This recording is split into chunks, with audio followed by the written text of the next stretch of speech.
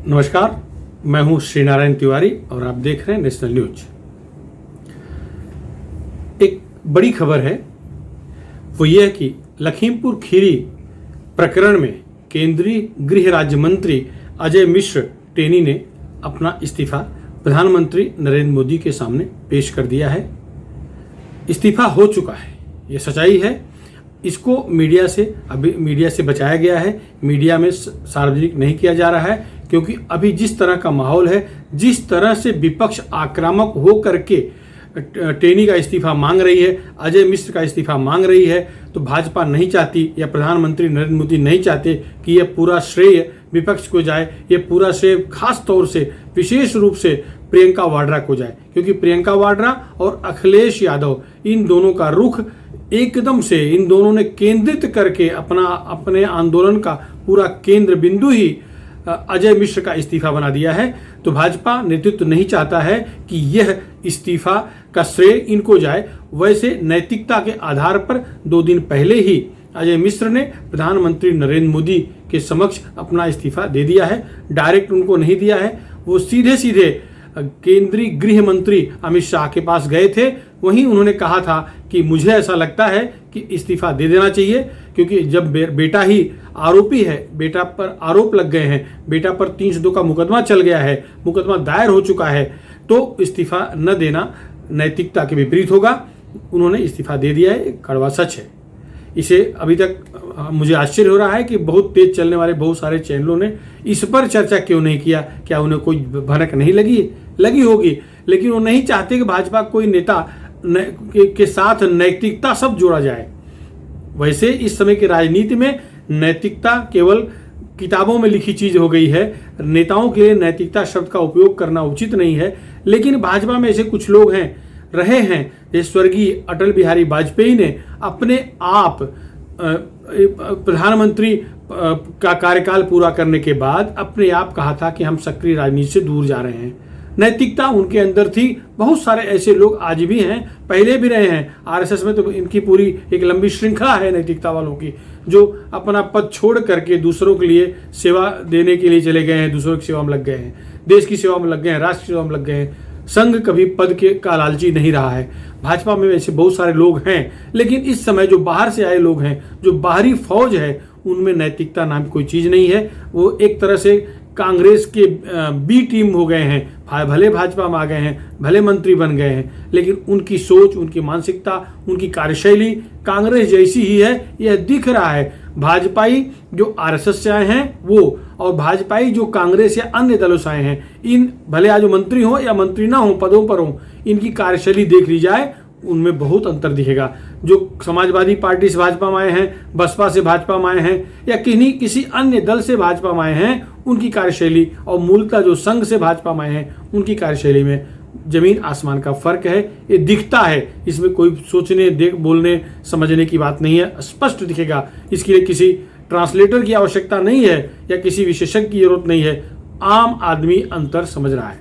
तो इसमें अजय मिश्र ने इस्तीफा दे दिया है, क्योंकि उनका बेटा आशीष मिश्र गिरफ्तार है। उस पर लखीमपुर खीरी जो वाहन दुर्घटना कांड है, उसका आरोप है। कहा जा रहा है गाड़ी उसकी थी। वैसे अजय मिश्र अभी भी दावा कर रहे हैं कि उनका बेटा उस वाहन में नहीं था और उस दुर्घटना से उनका कुछ लेना देना नहीं था। अजय मिश्र ने भी और आशीष मिश्र ने भी यही कहा है कि वो दंगल स्थल पर ही थे, जहां जो दुर्घटना स्थल से काफी दूर है। खैर, जांच का विषय है। बहुत सारे वीडियो ऐसे आ रहे हैं या मोबाइल के लोकेशंस की जांच की जा रही है, जिस पर स्पष्ट हो जाएगा कि आशीष मिश्र वारदात के समय, घटना के समय कहां था। खैर, ये आ जाएगा। लेकिन इससे वो भाजपा की किरकिरी हो, इससे पहले ही टेनी ने इस्तीफा दे करके यह प्रमाणित करने की कोशिश की है कि नैतिकता नाम की चीज उनके अंदर है। वैसे उत्तर प्रदेश के मुख्यमंत्री योगी आदित्यनाथ ने पुलिस को स्पष्ट निर्देश दिया है कि कड़ाई से जांच हो, जो सच है वो बाहर आए, जो भी सच है, जो कड़वा सत्य हो बाहर आए। जो आरोपी आरोपी हों उनको जेल में भेजा जाए। इसी के तहत पुलिस कठोरता बरती, वरना केंद्रीय गृह राज्य मंत्री के बेटे को गिरफ्तार करने की हिम्मत किसी पुलिस को पड़ती क्या? कदापि नहीं पड़ती। यदि कांग्रेस का राज होता तो ऐसा संभव था क्या? कांग्रेस के कोई केंद्रीय मंत्री, केंद्रीय गृह राज्य मंत्री के बेटे पर कोई अंगुली उठा सकता था क्या? असंभव था, कोई सोच नहीं सकता। लेकिन ये भाजपा का, मोदी का राज है, जहां किसी को न बख्शने की परंपरा चल रही है। सत्ता पक्ष को भी, विपक्ष को भी, आरोपी है, दोषी है, घोटाला किया है, गड़बड़ी किया है, अपराध किया है तो पकड़ा जा रहा है, जेल में जा रहा है। उदाहरण सामने आपके हैं। अभी ये ध्यान रखना होगा कि आशीष मिश्र को अगर 302 के तहत गिरफ्तार किया गया है तो इससे विपक्ष में कोई खुशी नहीं हो रही है। अभी विपक्ष के पास एक मुद्दा बना हुआ है कि उसके बाप को, अर्थात अजय मिश्र टेनी को इस्तीफा लो, क्योंकि टेनी का संबंध उस वारदात से है नहीं जो अब तक आरोप लगाए जा रहे हैं कि आशीष मिश्र दोषी है। आशीष मिश्र के कहने पर सब हुआ है तो ठीक है, आशीष गिरफ्तार हो गया है। अब जैसे ही आशीष गिरफ्तार हुआ, पुलिस ने रिमांड दे दिया, पुलिस मजिस्ट्रेट ने पुलिस रिमांड दे दिया, वैसे ही विपक्ष का रुख बदल गया। वो राकेश डकैत जी अपना सुर बदल दिए। अब वो केंद्रीय गृह राज्य मंत्री का इस्तीफा तो मांग ही रहे हैं, साथ ही ये कहने लगे कि दुर्घटना में जो मरे हैं, चारों सिख दुर्घटना में जो मरे हैं, उस मामले में हत्या का मामला चले, अर्थात आईपीसी की धारा 302 चले।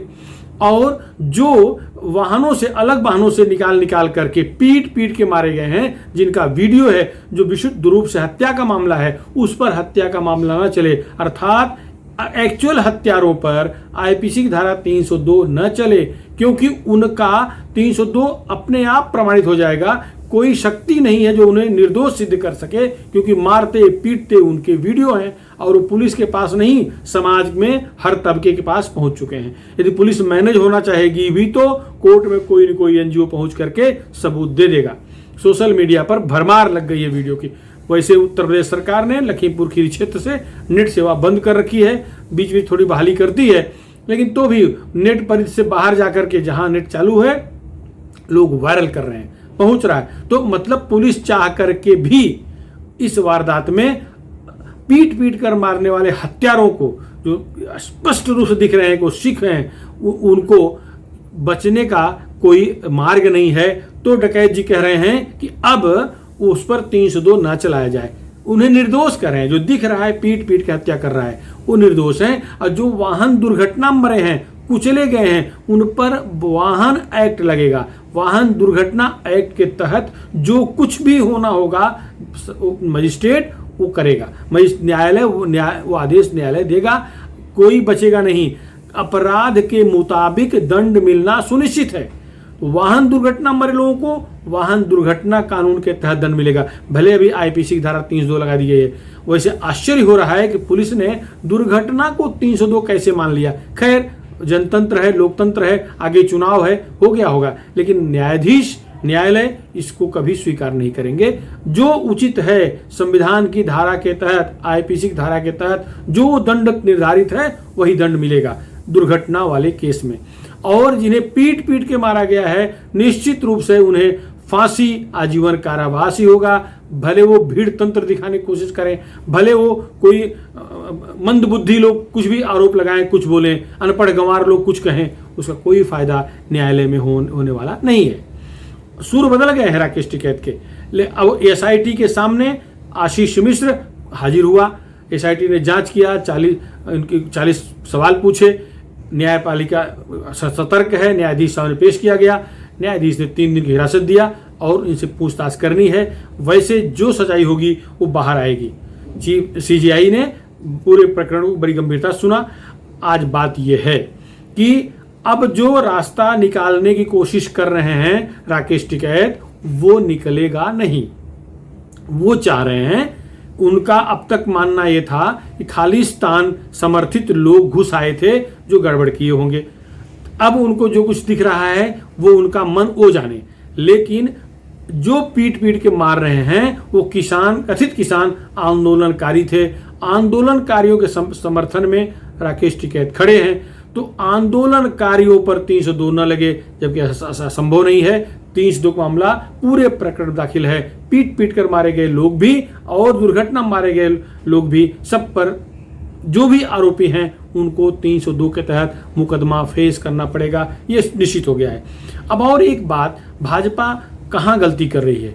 भाजपा गलती ये कर रही है कि जो इनके कार्यकर्ता मारे गए, शुभम मिश्रा बूथ प्रभारी था और श्याम सुंदर ये मंडल मंत्री था। ये कोई छोटा मोटा पद नहीं होता, भाजपा मंडल मंत्री सम्मानजनक पद होता है।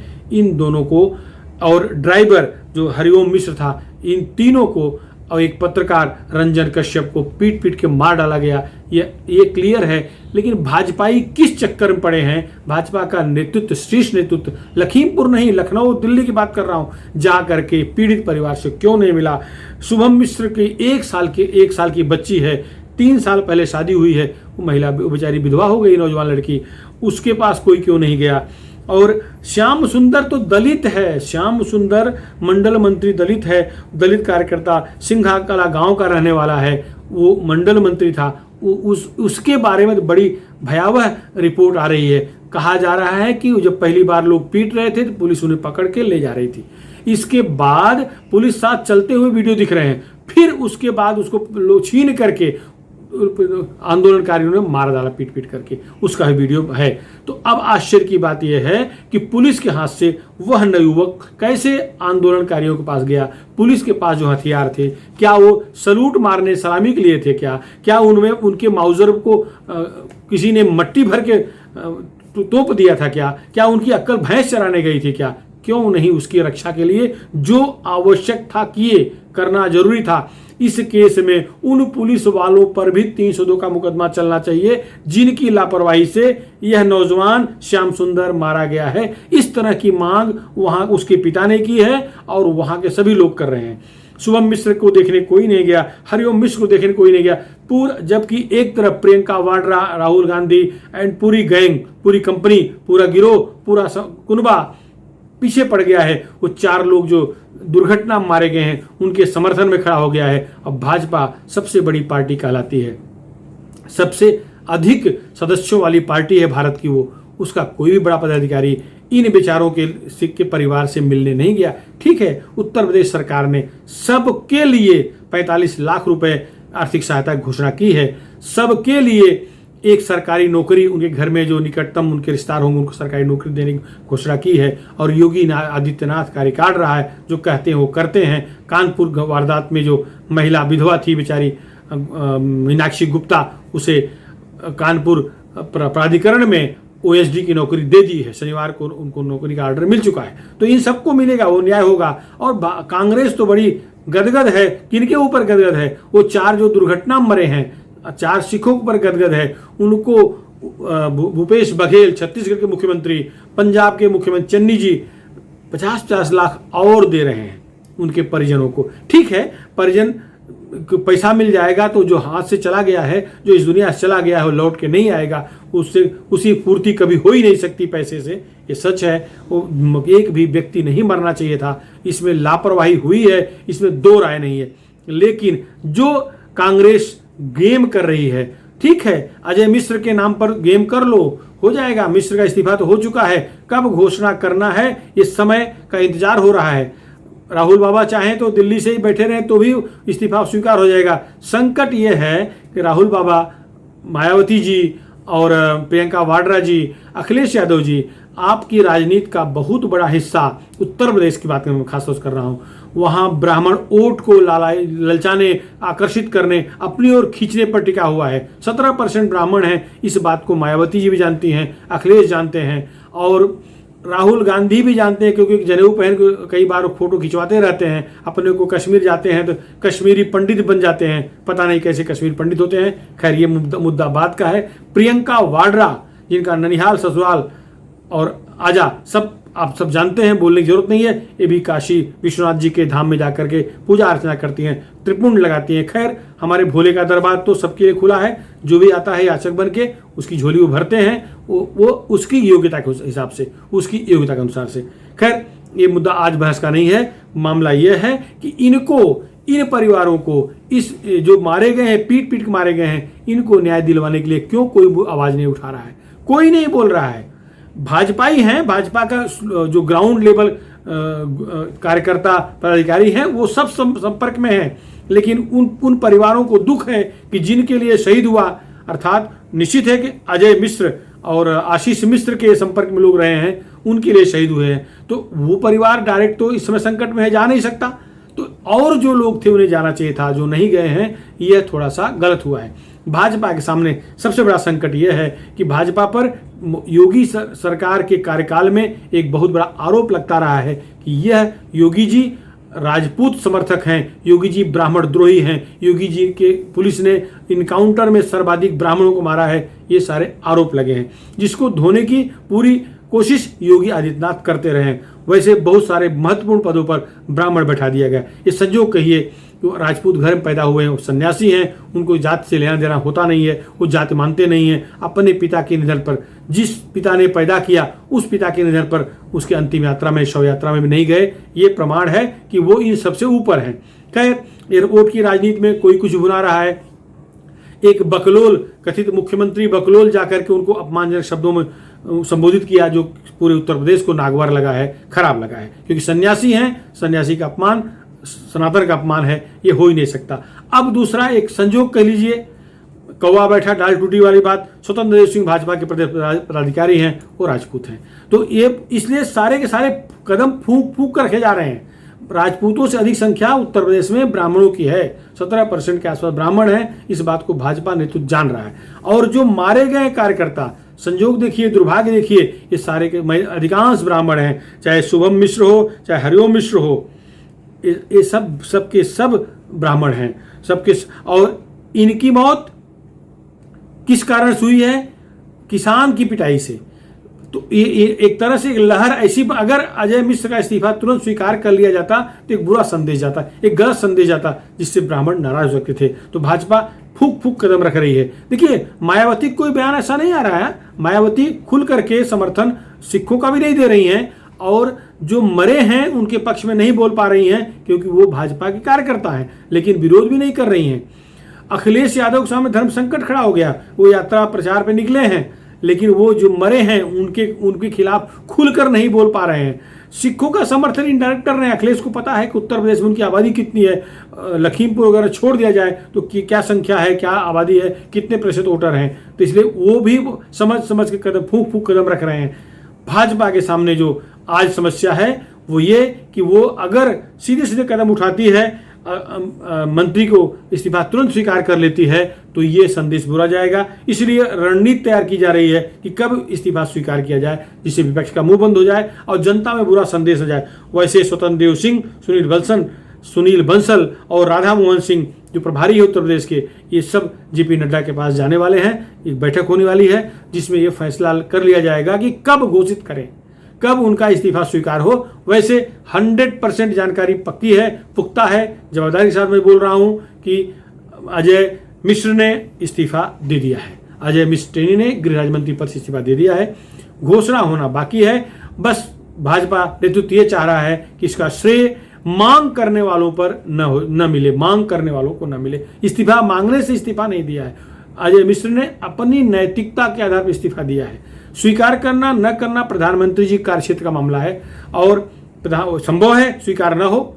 संभव है कि अगर ये वीडियो में आशीष मिश्र दुर्घटना स्थल पर नहीं मिलता है, ये प्रमाणित नहीं होता है, तो कुछ नहीं होने वाला है।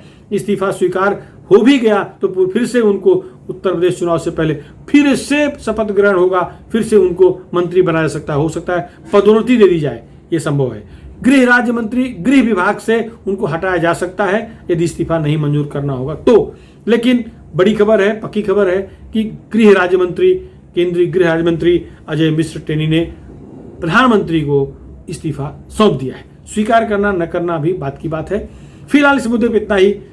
आपको कैसा लगा हमारा वीडियो? यदि आपको पसंद आया हो तो इस वीडियो को ज़्यादा से ज़्यादा लोगों तक शेयर करें। और हाँ, आपसे एक अनुरोध है, यदि अभी तक आप हमारे नेशनल न्यूज चैनल को सब्सक्राइब न किए हों तो सब्सक्राइब कर लें, जिससे राष्ट्रवाद से जुड़े सारे मुद्दे जो हम वीडियो बनाकर पेश करते हैं, पोस्ट करते हैं, वो आप तक पहुंचते रहें।